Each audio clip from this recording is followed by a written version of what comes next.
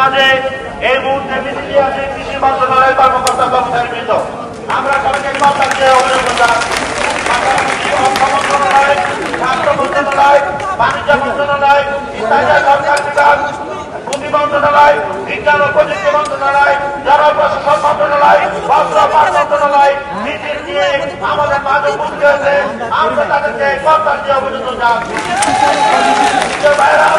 আমরা জানেন এই কালো অত্যাদেশের বিরুদ্ধে আমাদের যে ধারাবাহিক আন্দোলন, এই ধারাবাহিক আন্দোলন অব্যাহত থাকবে যতক্ষণ পর্যন্ত এই বিজেপিত কর্মচারীদের স্বার্থের পরিস্থিতি বিজেপিত কালো অত্যাদেশ মাঝে থাকা সরকারের টনক নড়ছে না। তবে আমরা সরকারের বিরুদ্ধে কথা বলছি না। আমরা সরকার বাহাদুরকে হুঁশিয়ার করে বলতে চাই, আঙ্গুল কিন্তু সোজা রাখছি এখন পর্যন্ত ইনশাআল্লাহ। আশা করলে খবর হয়ে যাবে।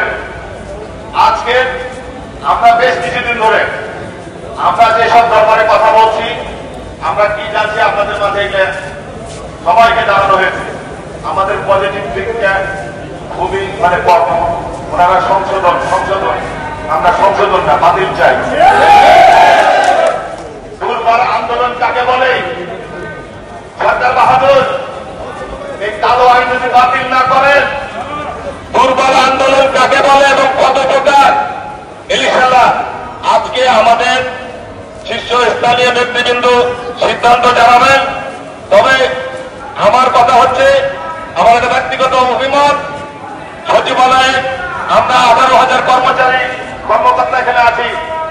আমরা যারা সংখ্যায় কম মাঠে নামছি,